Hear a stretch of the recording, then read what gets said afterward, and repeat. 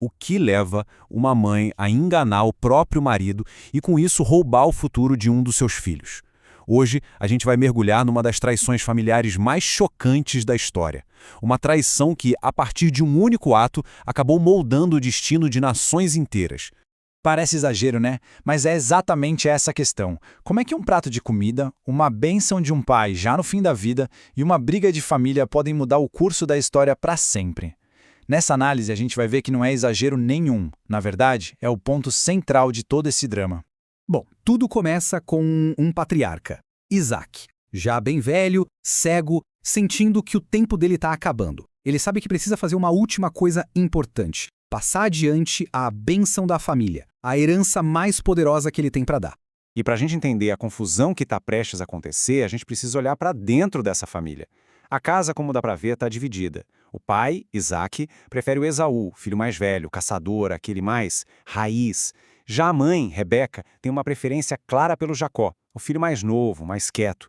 Esse favoritismo dos pais, sabe? É a pólvora só esperando uma faísca. Então, Isaac chama o filho favorito dele, o Esaú, com um pedido. Um último pedido. Ele diz: vai caçar, prepara aquela comida que eu adoro e, em troca, eu te dou a minha bênção. E olha, essa bênção não é só um que Deus te abençoe, não. É uma transferência de poder, de riqueza, de destino. É o legado da família toda, e o Esaú está a um passo de conseguir. Só que eles não estavam sozinhos. Escondida, ouvindo tudo, estava Rebeca. O plano do marido dela não é mais segredo. E ali, na mesma hora, um outro plano, um contra-ataque, começa a se formar na cabeça dela. Ela decide que o destino precisa de um empurrãozinho, mas na direção do filho que ela prefere. E a Rebeca não perde tempo. Ela vê ali a chance de reescrever o futuro, de garantir que o seu querido Jacó receba a bênção que era para ser do Esaú. O que ela bola a seguir não é só um plano, é uma conspiração calculada e muito arriscada para enganar o próprio marido. Mas o plano da Rebeca tem um problema gigantesco, um que o próprio Jacó percebe na hora. Como a gente vê aqui, os irmãos eram o oposto um do outro fisicamente. O Esaú era um cara peludo, rústico. O Jacó tinha pele lisa. Como é que ele ia enganar o tato do pai, mesmo ele sendo cego? E o Jacó, claro, hesita. Ele sabe muito bem o risco. Se o plano der errado, ele não vai ganhar bênção nenhuma. Pelo contrário, ele vai ganhar uma maldição. O medo é tanto que ele fala com todas as letras para a mãe dele: e se meu pai me tocar, ele vai ver que eu sou um enganador. E aí, em vez de bênção, eu vou trazer uma maldição para cima de mim. Mas a Rebeca não se abala. Para cada medo do Jacó, ela já tem uma resposta. Esse é o plano dela, em 4 passos. Uma verdadeira obra de arte da enganação. Ela mesma vai fazer a comida. Ela vai pegar as roupas do Esaú para enganar o cheiro. E o mais importante, ela vai usar pele de cabrito para cobrir a pele lisa do Jacó e enganar o toque do pai. Cada detalhe foi pensado. E assim, a traição começa. Jacó, vestido com a identidade do irmão, se aproxima do pai cego. A comida que ele leva nas mãos é uma mentira. O cheiro nas roupas é uma mentira. A textura da pele dele é uma mentira. Tudo está em jogo nesse exato momento. O Isaac podia ser cego, mas ele não era bobo. A primeira pergunta que ele faz já é afiada. Ué, como é que você voltou tão rápido? Caçar leva tempo, e essa rapidez toda do Esaú acende a primeira luz de alerta. O plano todo quase desmorona ali mesmo. Pego de surpresa, Jacó apela para uma mentira ainda maior, dizendo que foi Deus que o ajudou a caçar tão rápido.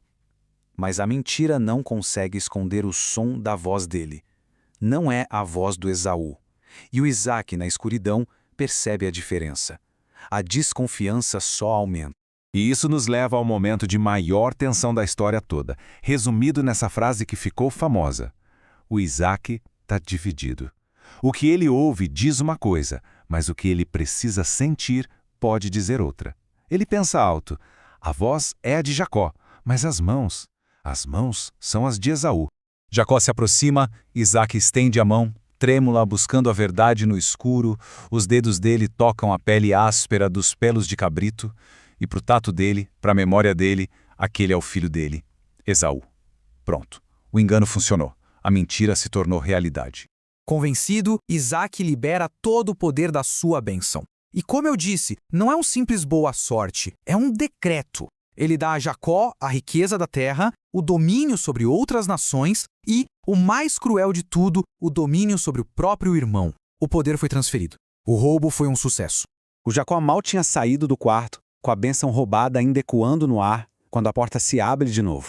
E quem entra é o verdadeiro Esaú, cheirando a caça, com a comida que o pai pediu nas mãos, pronto para receber a herança que ele acha que é dele por direito. O som da voz do Esaú acerta o Isaque como um soco. A narrativa descreve que ele tremeu violentamente, um choque que sacode o corpo frágil dele. A verdade cai como uma bigorna. Ele foi enganado. E o erro que ele cometeu é gigantesco.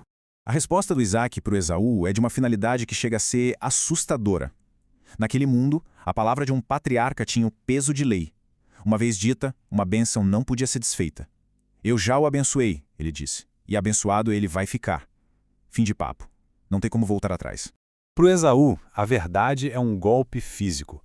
A ficha caindo de que o futuro dele, a identidade, a herança, tudo, foi arrancado dele pelo próprio irmão gêmeo. A reação dele é de pura agonia. E o lamento do Esaú é algo que atravessa os séculos. É o som de um coração partido pela traição. Em completo desespero, ele solta um grito que a história descreve como um grande e amargo brado. E implora para o pai: "Me abençoa também, pai. A mim também." Mas o que Isaque dá a Esaú não é bem uma benção. É o exato oposto. Onde Jacó recebeu fartura, Esaú recebe escassez. Onde Jacó recebeu o poder, Esaú recebe a servidão. Ele vai viver pela espada e vai servir ao irmão. A única ponta de esperança é uma promessa distante de que um dia ele vai conseguir se libertar. É uma profecia de luta. Esse único ato de engano fez muito mais do que só criar uma briga entre irmãos. Ele envenenou a família inteira, desencadeando consequências imediatas e terríveis que mudariam a vida de todos eles para sempre. O resultado é uma fratura total. A dor do Esaú vira ódio, vira um plano de assassinato. Ele jura que vai matar Jacó assim que o pai morrer. E a Rebeca, a arquiteta do plano todo. Agora ela é forçada a mandar seu filho preferido embora, para o exílio, para salvá-lo da fúria que ela mesma ajudou a criar. E a história nos deixa aqui, no meio dos escombros. Uma família quebrada, um futuro alterado, e isso nos força a pensar: será que a gente é só ator num roteiro que já está escrito? Ou são as nossas escolhas, o nosso amor, a nossa ambição, as nossas mentiras, as verdadeiras arquitetas tanto das nossas vidas quanto das nossas ruínas? É uma pergunta que ecoa muito além dessa história antiga.